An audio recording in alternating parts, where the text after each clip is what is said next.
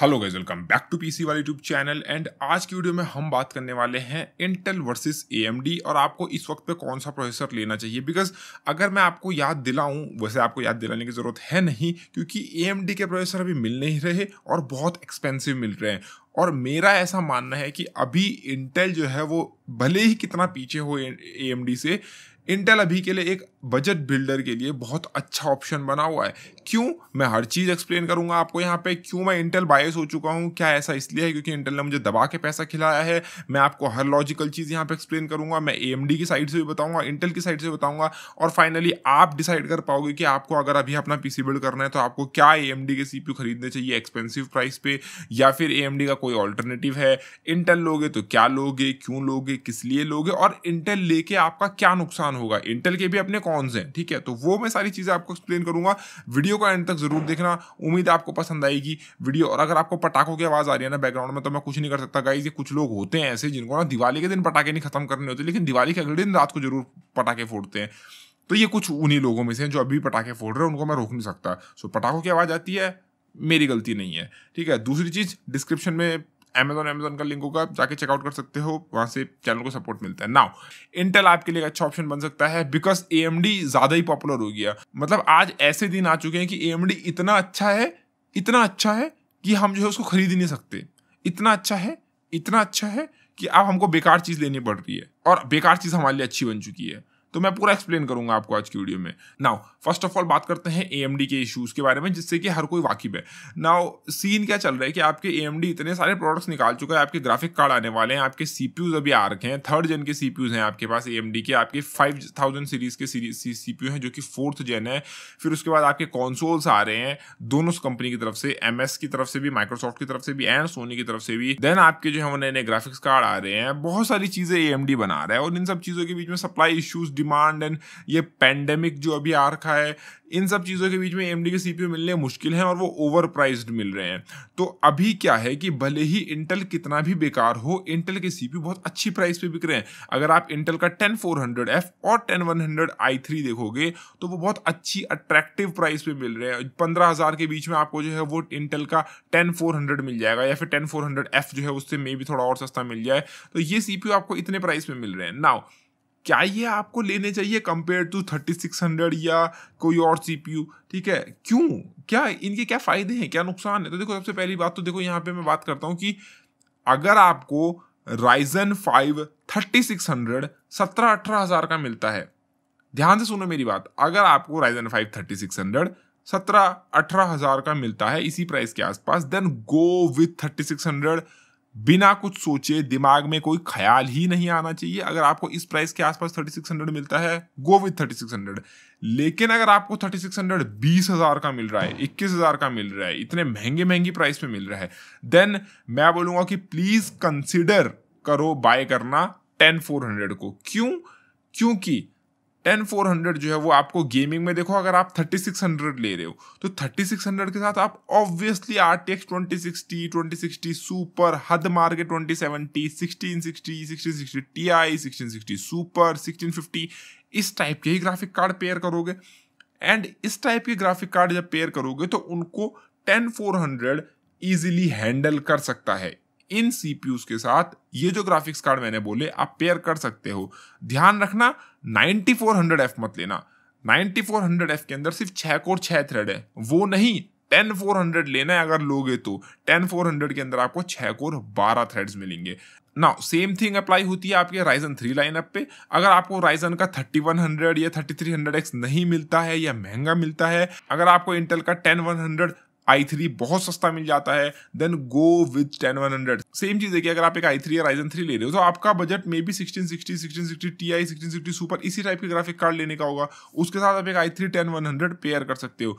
ध्यान रखना i3 9100F की बात नहीं कर रहा हूं मैं, 10100, ठीक है। 9th जनरेशन भूल जाओ। नाउ इन सीपीयूज के साथ कौन से मदरबोर्ड पेयर करने चाहिए वो मैं डिस्क्रिप्शन में दे दूंगा। मैं कुछ बजट मदरबोर्ड्स के लिंक्स दे दूंगा इंटेल के साथ पेयर करने के लिए। तो अगर आपको मदरबोर्ड चाहिए तो मैं डिस्क्रिप्शन में दे दूंगा लिंक, वहां चेक कर लेना। लेकिन बात करते हैं क्यों मैं इंटेल रिकमेंड कर रहा हूँ। फर्स्ट ऑफ ऑल प्राइस, दूसरा इंटेल देखो मैं उन्हीं लोगों को रिकमेंड कर रहा हूं जिनको AMD या तो नहीं मिल रहा या महंगा मिल रहा है। अगर जैसे मैंने बोला राइजन अगर आपको 17 से राइजन 5 3600 अगर आपको 17 से 18,000 का मिल जाता है देन गो विद राइजन। मैं AMD के खिलाफ हूं ही नहीं, मैं बस ये बोल रहा हूँ कि AMD महंगा मिल रहा है या नहीं मिल रहा है इसलिए। दूसरी चीज, अगर इंटेल ले रहे हो तो इंटेल के क्या कौन से, सबसे पहला कौन इंटेल का, आप अगर इंटेल ले रहे हो तो फ्यूचर अपग्रेड भूल जाओ। अगर आप में से कोई ऐसे लोग हैं जो कि 2-3 या 4-5 साल तक अपग्रेड करने ही नहीं वाले, एक बार पीसी ले लिया भूल गए, अगर आप ऐसे लोग हो तो ही इंटेल की तरफ जाना। अगर आपको अपग्रेड चाहिए, लाइक अभी आपने राइजन 3 3100 ले लिया, बाद में आप राइजन 7 में भी लोगे अपग्रेड करोगे, या मे बी आप सेम मदरबोर्ड में राइजन की 5000 सीरीज में अपग्रेड ढूंढ रहे हो, अगर आपको इस टाइप की फ्लेक्सिबिलिटी चाहिए, या फिर फॉर एग्जांपल आपको जो है वो 16 कोर का CPU में अपग्रेड मारना है, अगर आपको फ्यूचर में इस टाइप की फ्लेक्सिबिलिटी चाहिए तो प्लीज थोड़ा महंगा लेके ही राइजन की तरफ चले जाओ, क्योंकि इंटेल में आपको ज्यादा से ज्यादा आप क्या लगा पाओगे, 10 कोर का 10900 के लगा पाओगे, और जो बजट मदरबोर्ड में आपको रिकमेंड करूंगा डिस्क्रिप्शन में उसके अंदर 10900 के जो है वो लगाना सेंस बनाएगा नहीं। प्लस ये जो बजट मदरबोर्ड है इंटेल के, इनके अंदर आप रैम को जो है वो 3000 मेगाहर्ट्ज तक भी नहीं चला पाओगे। आई थिंक रैम आपकी 2666 मेगाहर्ट्ज तक ही चलेगी। तो आप 3000 मेगाहर्ट्ज की या 3200 मेगाहर्ट्ज की रैम लोगे, उसका आपको कोई बेनिफिट देखने को नहीं मिलने वाला, आपकी रैम चलेगी 2666 मेगाहर्ट्ज पर ही, और ये CPU लिमिटेड है, ठीक है, आप कुछ भी कर लो नहीं चलने वाली आपकी रैम। तो ये आपको इंटेल में कॉन्स देखने को मिलेंगे। तो अगर आप AMD लेते हो और आप उसके साथ एक अच्छा खासा B450 टॉमाहॉक या टॉमाहॉक मैक्स जैसा मदरबोर्ड, मैक्स 2 जैसे मदरबोर्ड पेयर करते हो, आप 16 कोर जैसा CPU भी उसके अंदर लगा सकते हो इन फ्यूचर।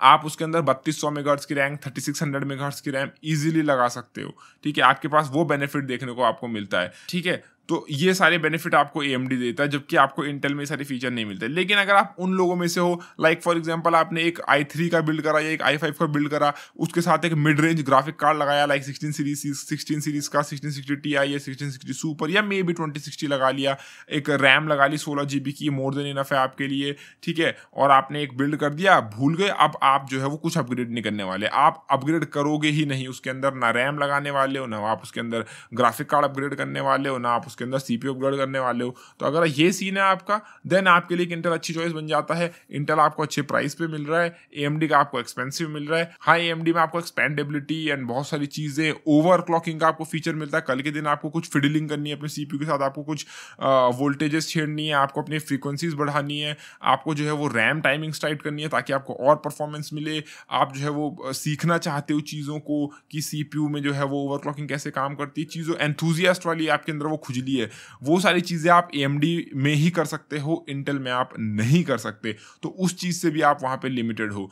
तो ये बहुत सारी चीज़ें हैं। बाकी इंटेल लेने का एक और फ़ायदा मैं आपको बोलूँगा कि अगर आप 10400 या i3 10100 के साथ जाते हो और आपका बजट अभी बहुत कम है, लाइक बहुत ज़्यादा कम है आपका बजट, देन ये CPU जो है वो, क्योंकि इंटीग्रेटेड ग्राफिक्स के साथ आते हैं, मैं नॉन F वर्जन्स की यहाँ पे बात कर रहा हूँ, i3 10100 और i5 10400, इनके अंदर आपको इंटेल का इंटीग्रेटेड ग्राफिक्स देखने को मिलता है।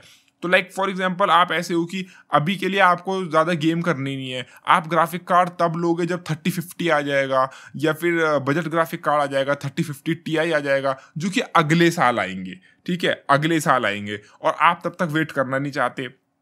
तो आप ऐसा कर सकते हो कि अभी 10th जेन पे इस पे बिल्ड कर सकते हो 10400 या i3 10100F पे, आप उसके अंदर यूट्यूब चलाओ, वीडियोस देखो, आप उसके अंदर जो है वो हल्का फुल्का अपना पीसी का जो भी स्कूल का आपका होमवर्क वगैरह मिलता है वो सब करो, और जब अगले साल आपके 3050 Ti आ जाए तब आप उनको लगा के अपना गेमिंग करो। तो वो अगर आपको करना है तो आप इससे कर सकते हो, क्योंकि इसके अंदर इंटीग्रेटेड ग्राफिक्स आपको मिल जाएगा, आप एटलीस्ट कुछ कर पाओगे।